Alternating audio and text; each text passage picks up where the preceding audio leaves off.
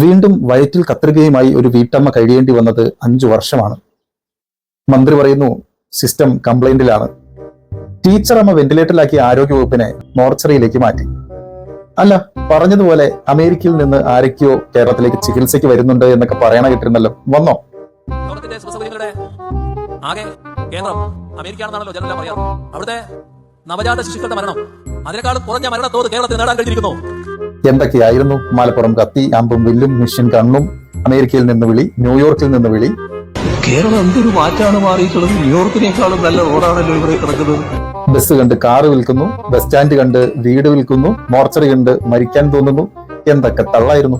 KSRTC bus വളരെ കൃത്യതയോടെ വരികയും നല്ല സൗകര്യത്തോടെ പോകാനുള്ള എല്ലാ സംവിധാനം ഒരുക്കിയതുകൊണ്ട് ഇനി കാറിന്റെ ആവശ്യമില്ലാന്ന് തോന്നി ഞാൻ കാർ വിറ്റു.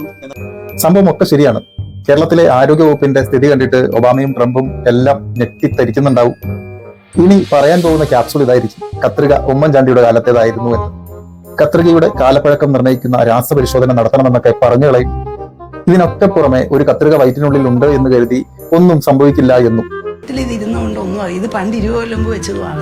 എന്ന് കരുതി ഓപ്പറേഷനൊക്കെ കഴിഞ്ഞ് കത്തിയും കത്രികയും ഒക്കെ വയറ്റിൽ എങ്ങനെ ഉപേക്ഷിച്ചിട്ട് പോകാൻ പാടുണ്ടോ ഡോക്ടറെ?